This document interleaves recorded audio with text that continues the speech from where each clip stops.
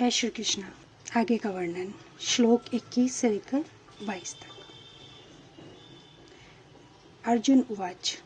अर्जुन ने कहा, हे अच्युत, कृपया करके मेरा रथ दोनों सेनाओं के बीच में ले चले, जिससे मैं यहाँ उपस्थित युद्ध की अभिलाषा रखने वालों को और शास्त्रों की इस महान परीक्षा में जिनसे मुझे संघर्ष करना है उन्हें देख सकूं। तात्पर्य: यद्यपि श्री कृष्ण साक्षात श्री भगवान हैं, किंतु वे अहेतु की कृपावश अपने मित्र की सेवा में लगे हुए थे। वे अपने भक्तों पर स्नेह दिखाने में कभी नहीं चूकते। इसलिए अर्जुन ने उन्हें अच्युत कहा और सारथी रूप में उन्हें अर्जुन की आज्ञा का पालन करना था, और उन्होंने इसमें कोई संकोच नहीं किया। अतः उन्हें अच्युत कहकर संबोधित किया गया है। यद्यपि उन्होंने अपने भक्त का सारथी पद स्वीकार किया था, किंतु इससे उनकी परम स्थिति अक्षुण्ण बनी रही। प्रत्येक परिस्थिति में वे इंद्रियों के स्वामी श्री भगवान ऋषिकेश हैं। भगवान तथा उनके सेवक का संबंध अत्यंत मधुर एवं दिव्य होता है। सेवक स्वामी की सेवा करने के लिए सदैव उद्यत रहता है, और भगवान भी भक्त की कुछ न कुछ सेवा करने की कोशिश में रहते हैं। वे इसमें विशेष आनंद का अनुभव करते हैं कि वे स्वयं आज्ञादाता न बने, अपितु उनके शुद्ध भक्त उन्हें आज्ञा दें। चूंकि वे स्वामी हैं, अतः सभी लोग उनके आज्ञा पालक हैं, और उनके ऊपर उनको आज्ञा देने वाला कोई नहीं है। किंतु जब वे देखते हैं कि उनका शुद्ध भक्त आज्ञा दे रहा है, तो उन्हें दिव्य आनंद मिलता है। यद्यपि वे समस्त परिस्थितियों में अच्युत रहने वाले हैं। भगवान का शुद्ध भक्त होने के कारण अर्जुन को अपने बंधु बांधवों से युद्ध करने की तनिक भी इच्छा न थी, किंतु दुर्योधन द्वारा शांतिपूर्ण समझौता न करके हठ धर्मिता पर उतारू होने के कारण उसे युद्ध भूमि में आना पड़ा। अतः वह यह जानने के लिए अत्यंत उत्सुक था कि युद्ध भूमि में कौन कौन से अग्रणी व्यक्ति उपस्थित हैं। यद्यपि युद्ध भूमि में शांति प्रयासों का कोई प्रश्न नहीं उठता, तो भी वह उन्हें फिर से देखना चाह रहा था कि वे इस अवांछित युद्ध पर किस हद तक तुले हुए हैं। श्लोक 23। अनुवाद: मुझे उन लोगों को देखने दीजिए जो यहाँ पर धृतराष्ट्र की दुर्बुद्धि पुत्र को प्रसन्न करने की इच्छा से लड़ने के लिए आए हुए हैं।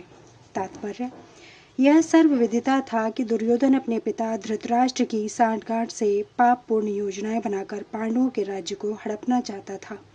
अतः जिन समस्त लोगों ने दुर्योधन का पक्ष ग्रहण किया था, वे उसी के समान धर्मा रहे होंगे। अर्जुन युद्ध प्रारंभ होने के पूर्व यह तो जान ही लेना चाहता था कि कौन कौन से लोग आए हुए हैं, किंतु उनके समक्ष समझौता का प्रस्ताव रखने की उसकी कोई योजना नहीं थी। यह भी तथ्य था कि वह उसकी शक्ति का, जिसका उसे सामना करना था, अनुमान लगाने की दृष्टि से उन्हें देखना चाह रहा था। यद्यपि उसे अपने विजय का विश्वास था, क्योंकि कृष्ण उसकी बगल में विराजमान थे। श्लोक 24। संजय उवाच। अनुवाद: संजय ने कहा, हे भरतवंशी, अर्जुन द्वारा इस प्रकार संबोधित किए जाने पर भगवान कृष्ण ने दोनों दलों के बीच में उस उत्तम रथ को लाकर खड़ा कर दिया। तात्पर्य: इस श्लोक में अर्जुन को गुड़ाकेश कहा गया है। गुड़ा का अर्थ है नींद, और जो नींद को जीत लेता है वह गुड़ाकेश है। नींद का अर्थ अज्ञान भी है। अतः अर्जुन ने कृष्ण की मित्रता के कारण नींद तथा अज्ञान दोनों पर विजय प्राप्त की थी। कृष्ण के भक्त के रूप में वह कृष्ण को क्षण भर भी नहीं भूल पाया, क्योंकि भक्त का स्वभाव ही ऐसा होता है। यहाँ तक कि चलते अथवा सोते हुए भी कृष्ण के नाम, रूप, गुणों तथा लीलाओं के चिंतन से भक्त कभी मुक्त नहीं रह सकता। अतः कृष्ण का भक्त उनका निरंतर चिंतन करते हुए नींद तथा अज्ञान दोनों को जीत सकता है। इसी को कृष्ण भावनामृत का या समाधि कहते हैं। प्रत्येक जीव की इंद्रियां तथा मन के निर्देशन अर्थात ऋषिकेश के रूप में कृष्ण अर्जुन के मंतव्य को समझ गए कि वह क्यों सेनाओं के मध्य में रथ को खड़ा करवाना चाहता है। अतः उन्होंने वैसा ही किया और फिर वे इस प्रकार बोले। श्लोक 25। अनुवाद। भीष्म, द्रोण तथा विश्व भर के अन्य समस्त राजाओं के सामने भगवान ने कहा कि हे पार्थ, यहाँ पर एकत्र सारे कुरुओं को देखो। तात्पर्य। समस्त जीवों के परमात्मा स्वरूप भगवान कृष्ण यह जानते थे कि अर्जुन के मन में क्या बीत रहा है। इस प्रसंग में ऋषिकेश शब्द का प्रयोग सूचित करता है कि वे सब कुछ जानते थे। इसी प्रकार पार्थ शब्द अर्थात प्रथा या कुंती पुत्र भी अर्जुन के लिए प्रयुक्त होने के कारण महत्वपूर्ण है, जिसके रूप में वे अर्जुन को बता देना चाहते थे कि चूंकि अर्जुन उनके पिता वासुदेव की बहन प्रथा का पुत्र था, इसलिए उन्होंने अर्जुन का सारथी बनना स्वीकार किया था। किंतु जब उन्होंने अर्जुन से कुरुओं को देखो कहा तो इससे उनका क्या अभिप्राय था? क्या अर्जुन वहीं पर रुककर युद्ध करना नहीं चाहता था?